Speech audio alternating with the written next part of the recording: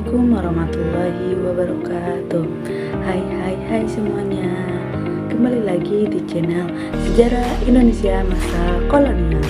Sebelumnya, perkenalkan nama saya Proto ini dari kelas 3D dengan NIM 2288240049. Di sini saya akan membuat video review mengenai buku yang berjudul The Social World of Batavia.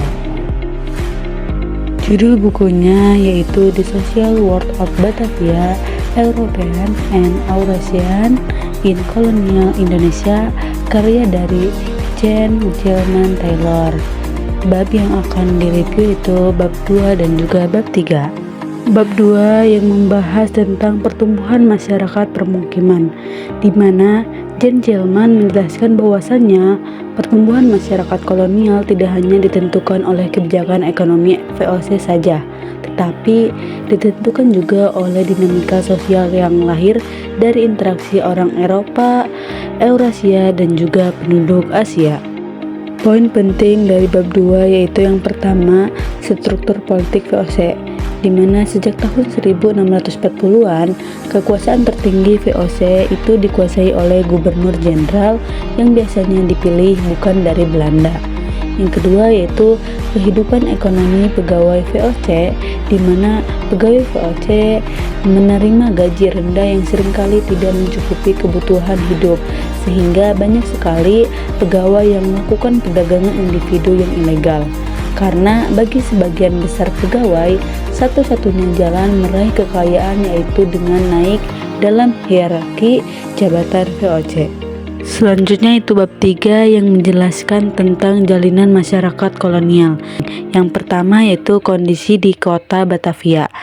Batavia dikenal sebagai kuburan orang Eropa karena tingginya angka kematian akibat dari penyakit malaria, kolera, dan juga tipes, sehingga kemudian mereka membangun tempat tinggal baru yang lebih sejuk dan juga sehat di pedesaan, yaitu di Jatinegara, Depok, dan juga Bogor.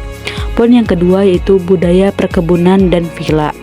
Elit kolonial yang pindah keluar kota membangun villa-villa besar sebagai perkebunan yang juga menjadi simbol status sosial, di mana kepemilikan villa dan juga perkebunan ini menjadi yang membedakan antara elit kaya dengan masyarakat kolonial biasa yang lainnya.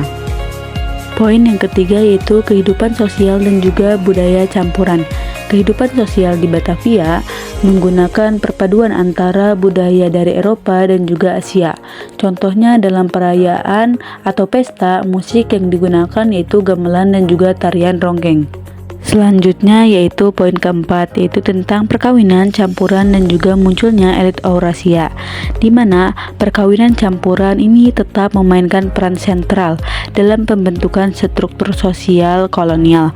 Salah satu contoh yang diangkat oleh penulis atau Jan Gelman Taylor ini adalah keluarga Mitchell, di mana keturunan India dan juga Indonesia yang berhasil menjadi bagian dari elit majiker yang berpengaruh. Sedangkan elit Eurasia sendiri berfungsi sebagai jembatan sosial antara orang Eropa dan juga masyarakat Asia. Mereka memahami budaya, bahasa, tradisi lokal sekaligus mereka juga memiliki akses ke jaringan kolonial VOC. Nah, selanjutnya yaitu analisis kritis, di mana kekuatan utama buku ini terletak pada metodologinya. Jadi, penulis atau Jan Gelman Taylor ini tidak hanya menulis sejarah politik atau ekonomi saja, melainkan sejarah sosial dan juga budaya yang berfokus pada kehidupan sehari-hari, baik itu keluarga, perkawinan, dan juga identitas saja.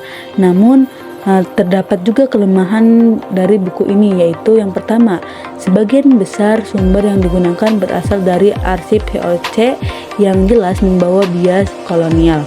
Jadi suara masyarakat pribumi ini hanya terdengar samar-samar yang seringkali dilihat dari kacamata orang Belanda. Membaca buku ini memberi saya pemahaman baru bahwa sejarah kolonial tidak hanya tentang penindasan dan juga eksploitasi saja, tetapi juga tentang bagaimana interaksi antar manusia yang menghasilkan identitas dan budaya baru.